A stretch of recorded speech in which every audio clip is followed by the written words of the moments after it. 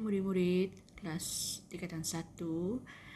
Okey, hari ini kita akan sambung kepada tajuk operasi asas aritmetik yang melibatkan integer.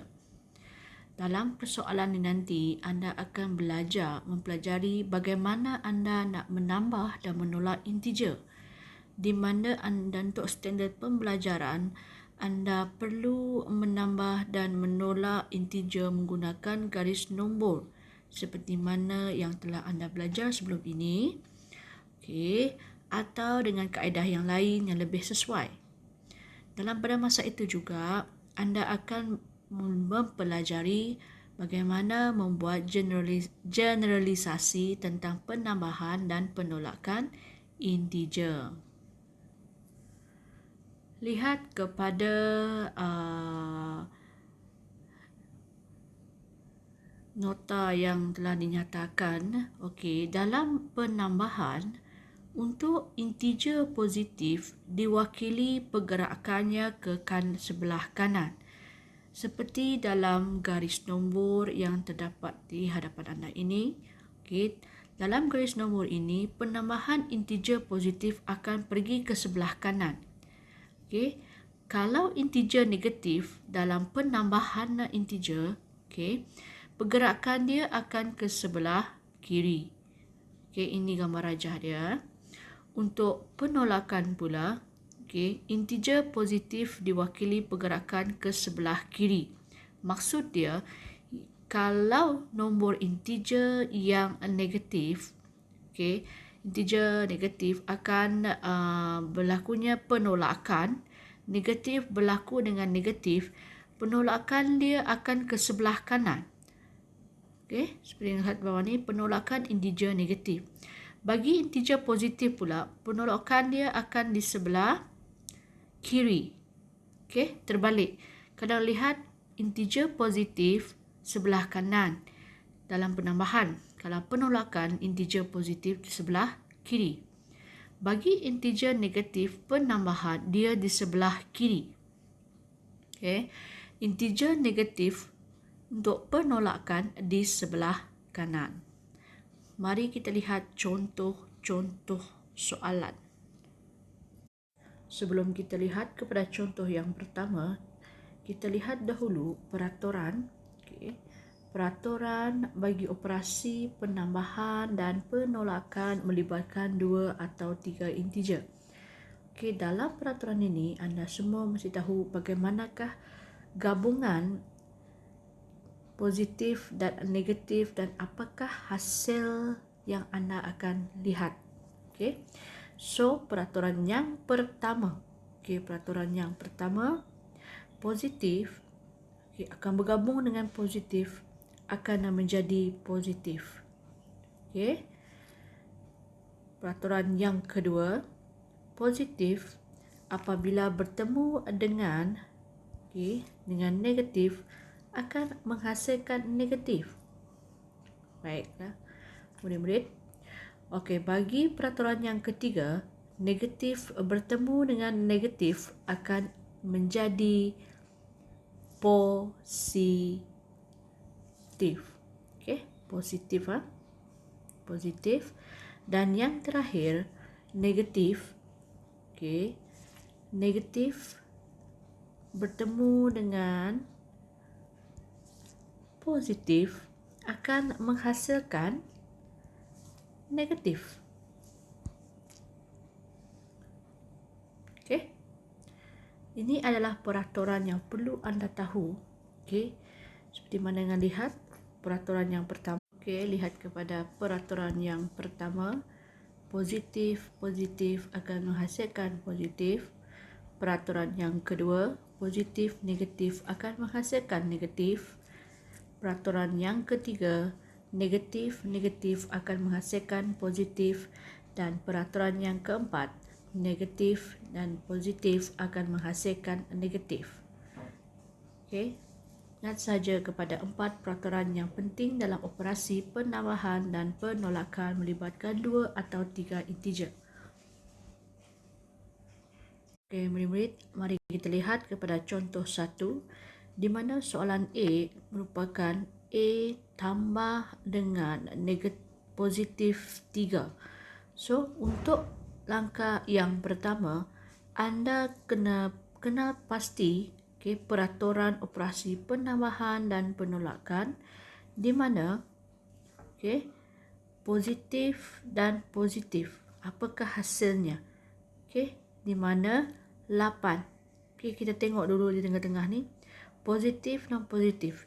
Ini merupakan peraturan 1. So peraturan 1, positif dan negatif positif menghasilkan positif. So 8 tambah 3. Dan jawapannya adalah 11. Dan kita lihat kepada garis nombor. Kepada garis nombor, kaedah garis nombor.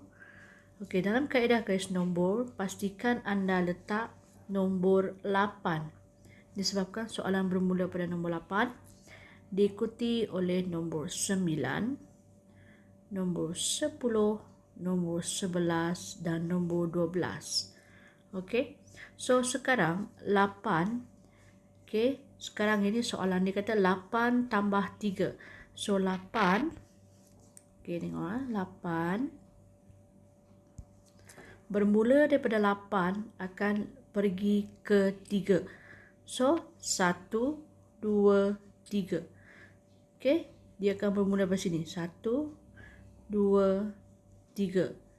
3 ini merupakan yang positif 3. So kalau nak lihat, kalau nak lihat yang paling cantik sekali adalah anda buat garis untuk garis nombor yang lurus, iaitu 1 pergi ke 11. 8 pergi ke 11. Maka yang lebih cantik lagi, dia akan jadi macam ini. Yang lebih cantik lagi 8 pergi ke 11. So yang ini merupakan penambahan integer positif, diwakili pergerakan ke kanan. Sebab dia ke kanan. Nombor 8 ni, dia pergi ke nombor 11. Memang akan jadi kanan. Murid-murid, kita lihat kepada contoh yang kedua, iaitu kita kenal pasti dahulu tolak dengan negatif di bahagian tengah ini. So maka dengan itu negatif 1 akan ditambah 4. Sebab anda dah kena pasti ini merupakan peraturan yang ketiga. Cikgu dah labelkan untuk awak nak semua. Jadi kita ambil garis nombor. Negatif 1 tambah 4. Kita lihat apa jawapan dia. Kita gunakan garis nombor. Kita mulakan dengan negatif 1. Negatif 1, sifar, 1, 2, 3. 3, kita letak 4 pun boleh, tak salah. So bermula pada negatif 1 tambah 4. Kalau negatif 1 tambah 4, maksud dia tambah 4 ini pergerakan dia ke kanan. Pergerakan dia ke kanan. So bermula daripada negatif 1. Guna ke warna lain 1 ke tambah 4. 1, 2, 3, 4. So negatif 1 tambah 4, jawapannya adalah bukan negatif jawapannya adalah 3. Di kaedah garis nombor so kalau anda lihat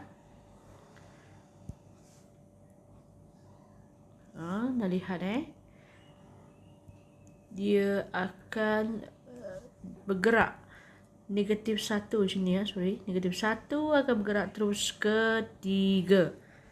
Itu kaedahnya. So, ini jawapan dia adalah 3. Okey, ini contoh yang ketiga.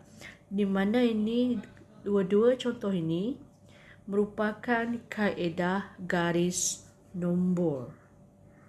Kita mula sambung dengan contoh yang ketiga, di mana apabila anda dah menguasai dengan menggunakan garis nombor, secara automatik anda boleh menyelesaikan soalan nombor contoh 3. Okey, kita akan menyelesaikan contoh 3 di mana anda menggunakan cara kaedah lain lagi. Okey, tadi kaedah garis nombor, ini kaedah lain lagi. So, kita akan gunakan peraturan-peraturan. Okey, kita lihat soalan A. A di mana 7 tambah dengan positif 1. So, kita akan lihat 7. So, kita lihat tambah dengan positif akan menghasilkan positif. So, 7 tambah 1. Maka jawapannya adalah 8. Okey. Ini contoh A. Bagi contoh B, okey, di mana contoh B 6 tambah dengan negatif 2. Okey, kita lihat 6 tambah dengan negatif 2 iaitu positif. Positif, ini tambah tau. Ini tambah dengan negatif.